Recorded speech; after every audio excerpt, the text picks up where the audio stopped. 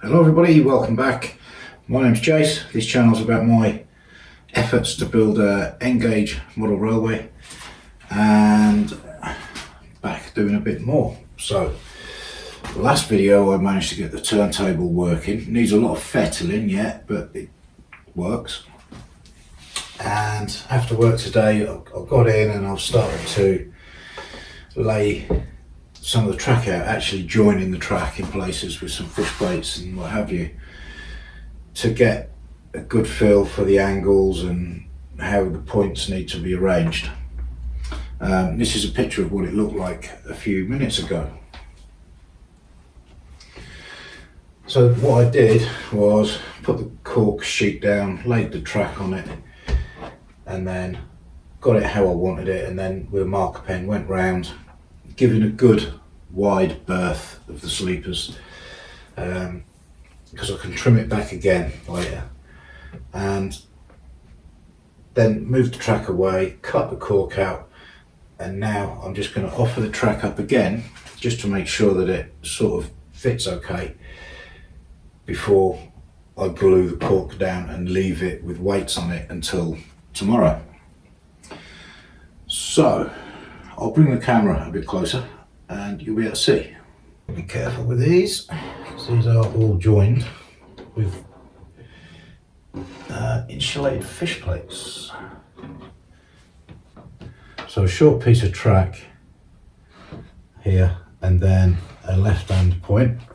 These are medium radius electrofrog points, and these are two double slips that arrived today.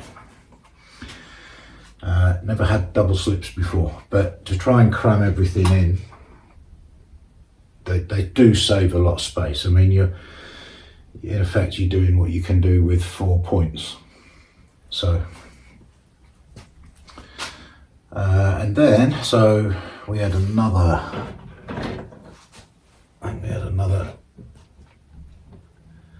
left hand there with a short piece of track, slight bend. I think that's somewhere like that. And then here we had a three-way point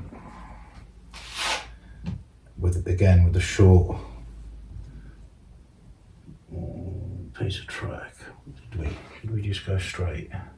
I've had so many track variations that I'm losing track. No pun intended. Yeah, so it was something like that. Now obviously past this point I don't need to insulate anything, because all the track is going the same way. There's not two lines coming in opposing directions. So that was that.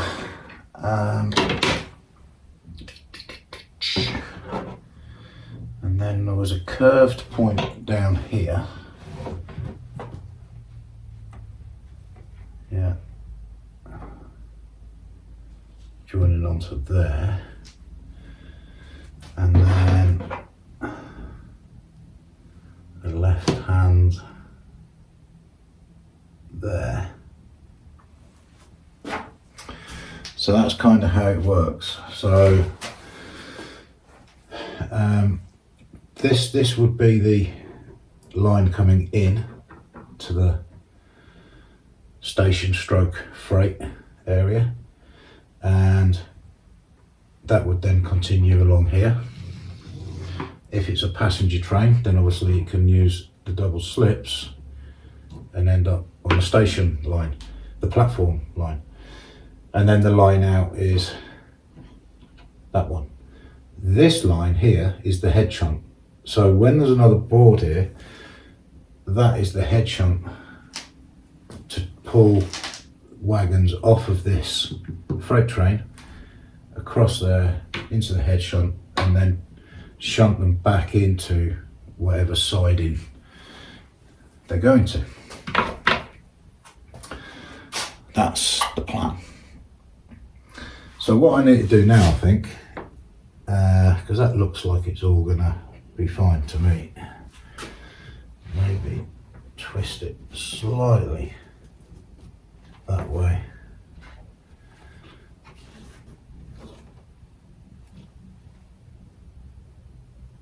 It's always the same when you're laying track.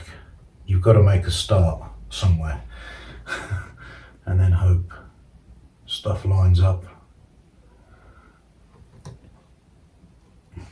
So something like that. So I think what I'll do next is draw round the cork now, so that I can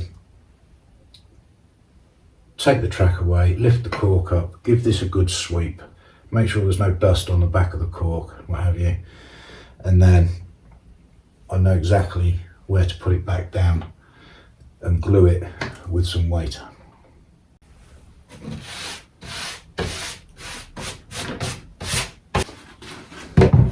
So when it comes to larger areas, I just use this stuff. It's dirt cheap, screw fix, somewhere like that. I use it at work as well sometimes, and yeah, and I've used it a lot in the house when we've been skimming walls over existing plaster, stuff like that. So it's dirt cheap. I don't think it's even, it might be 10 quid, I think, for something like that. 5 litres, I think.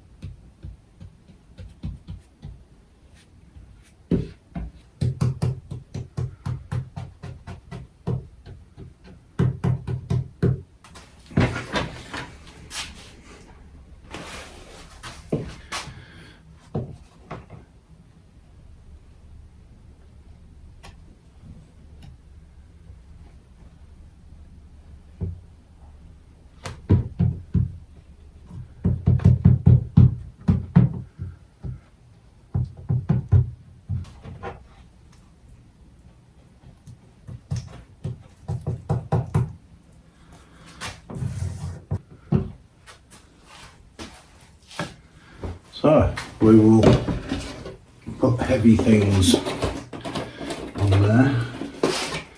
And there's a nice bit of plywood to act as a spreader as well, to spread the weight.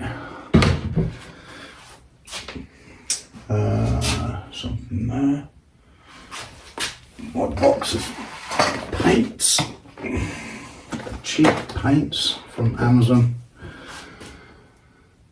and something heavy, box of screws. So I've got my cork glued down and got some of the track laid back where I need it to be. So I'm going to start laying the track with this double slip.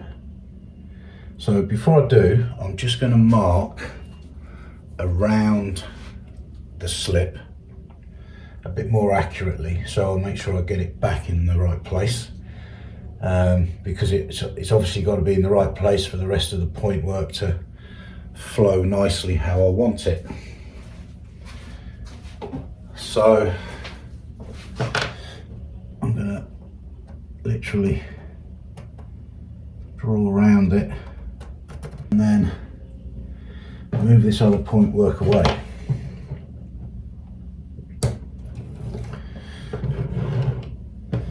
Now on these double slips, I've never fitted a double slip, but I'm assuming that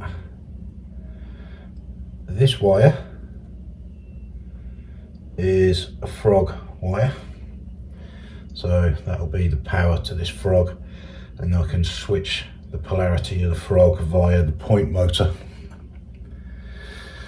And then you've got the same this end for the other frog, if I can get it. There we are. And then in the middle, I'm assuming that these will be to power the rails. So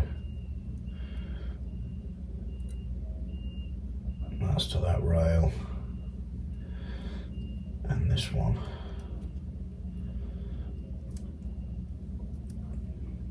Should be to the other rail. Yeah. So frog, frog, one rail, the other rail. And these slips, it's basically 2 points. So if you imagine having 2 points back to back, that's what it is. And that's how you would treat it when it comes to wiring up the point motors as well. You'd have 2 point motors on it. The power I've got to connect up to the DCC system, obviously. And I'm also going to have to drill some holes, 2 holes for the point motors, which will go through these tiny little holes here in the point arm. So what I've got to do now is mark where I've got to drill the holes for the cables and point motors. So power cables are quite easy to do, to mark, because you can bend them out to the side, line that up again and mark a hole there and there.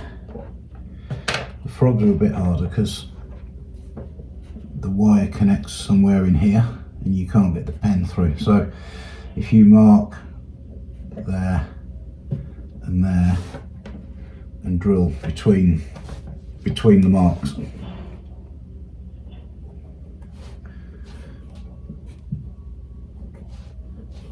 Now these wires are so thin that if you are slightly out with your hole, you can always, oh, that's where I need to drill, the middle one. You can lay them flat under the point to get to the hole, if that makes sense. So for those, I'm going to drill something like a 4 or 5 mil hole.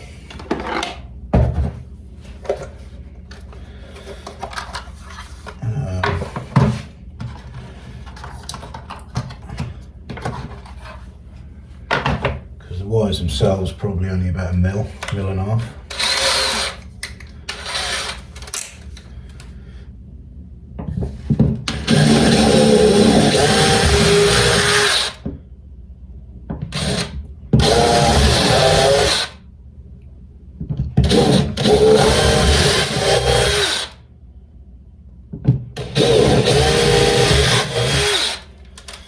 Now I know there's nothing under the baseboard, obviously.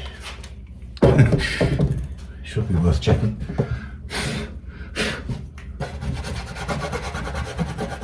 See how easy it is when the cork is stuck down. It doesn't all twist up and tear. So much better. Right.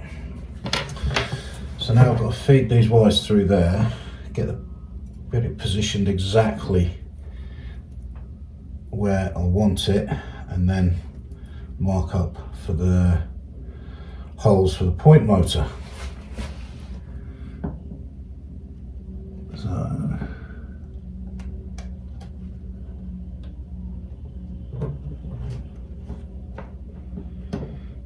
like that. So where do I want the point motor? Because when you're laying track, I try to visualize what's going to happen underneath as well. And you know, I'm already thinking that I need to have some kind of big terminal block in this area to join all the droppers to, DCC droppers, because there's going to be a lot of them. Each one of these points and little bits of track between the points is going to have droppers on it, and so I need something to run them to and then pick up the main DCC bus wire. So I haven't got cables absolutely everywhere. We've also got to think about point motors. Now I know that under this board there is no obstructions, so I'm free to put a point motor this side or this side, it doesn't matter. I do need to consider the other track, because that's going to come in like this, so that means I'm going to have a point motor for this point here as well. So I will probably put the point motors for the double slip on this side, and then I can put the point motor for this point on that side, and I'm not struggling to get stuff in place. So to drill this hole, I need to try and just center the blades and then work out how to mark it, and I think the easiest way that I'm going to do that is with a pin drill. So holding it in place and centering the point arm as best as I can, I'm going to drill through there.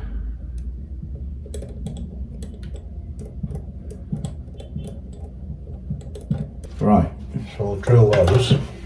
I'm going to use a slightly bigger drill bit, perhaps use an 8, because that will give a little bit more clearance when I come to stick the little wire up into the point arm.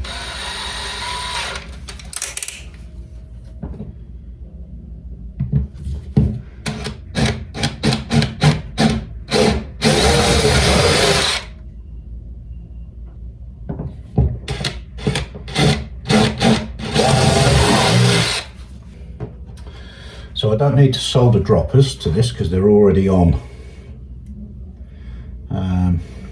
So really now that's a case of putting it in and pinning it. Now on the pinning point, there's some holes here on this side that you could pin to. I don't know if you can see those, just here next to the point arm, but nothing on this side, which I find strange. So I am going to drill a couple of holes on this side to put some tacks through. So back to the pin drill.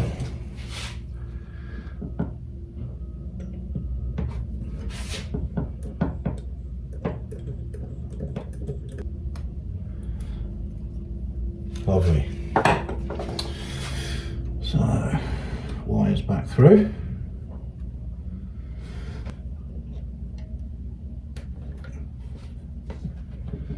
Have a look and see how those holes look for the point motors, and they look perfect.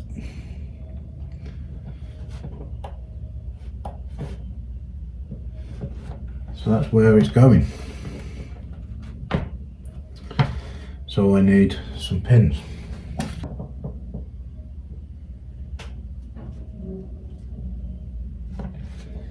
A hammer.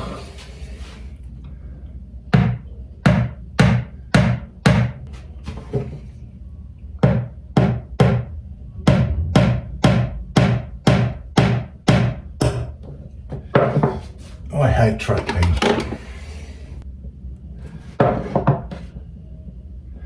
Right, I'm going to leave it with just a 2 for now. 2 pins, just in case I have to take it up for some reason.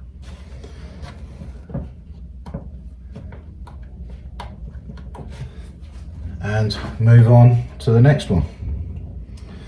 Now I've got, if you look at the instructions, it shows that we should be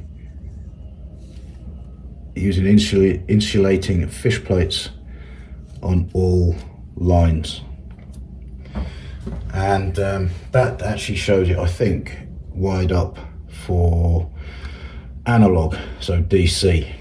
So you've got a controller for one track, controller for the other track, and then in the middle there's a switch, double pole, double throw switch, which I've used many times in the past. In fact, that's not sure, I think that's actually even worse. But as you can see, soldering all the wires onto the back of a switch like that is a bit of a pain. But I might use, I think they're called frog juicers, which you can use on DCC. I've never fitted one, so it's going to be new to me. But I think I could control the frogs using juicers. But at the weekend, there is the train show. Can't remember the exact name of the show, but model railway show at the NEC. And I will be going there and having a good look around and hopefully talking to people about DCC things like juicers and stuff, and trying to learn, and having a great day out and looking at all the layouts and hopefully finding some bargains. So this slip now goes here, so I'm going to fit that exactly the same as I fitted this one. You might get a bit more of the point work in as well, and then I'll come back to you. So that's those two in and pin down, 2 pins in each. Now I've got a point to go in here, and what I'll do, I think, because I'm going to have a point motor here, what I want to try and do is keep the point motors on this side of the track if I can, because I'm not sure what I'm going to do with this area yet, and I don't want to commit to point motors over here if I'm going to suddenly decide to cut a hole in the baseboard or something. So that point needs to go back there. Then I've got another left hand here somewhere with a bit of curved flexi track between. A short piece of track to go there. Now the point, these are old points I've had off other layouts, so I've just checked them and they seem to work okay. Need a clean, but I'll do that after, when all the track's down. And obviously, being a normal point, it's got no droppers on there for the DCC feed. Just make sure that that point arm clears the sleepers of this. And what I can do is move the point motor away for this point with a length of wire. So I'm not worried about that. And I think where that is now is about right.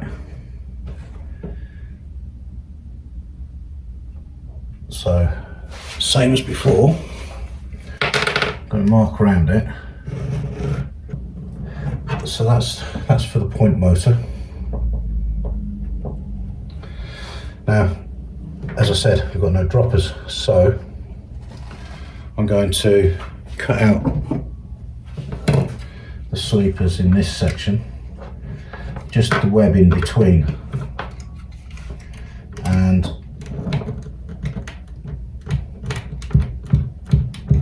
that's where I'm going to solder the droppers onto.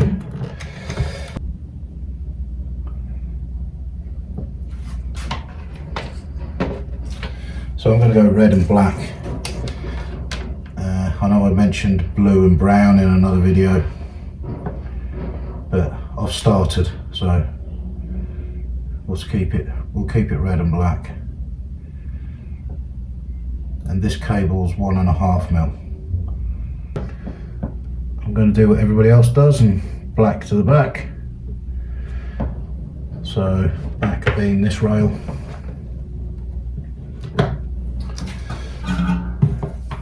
Bend that.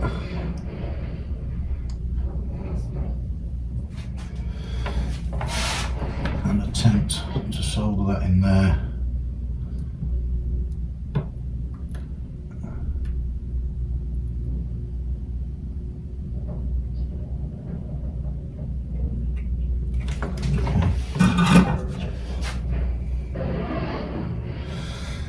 good hold. So I need to mark where that drop is going to go.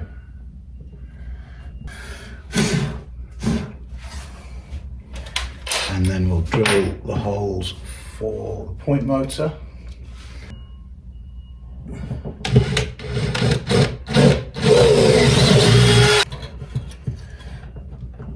Yeah, so that's where it needs to be. So that's the, can that point, yeah, that can still operate. The double slip can operate.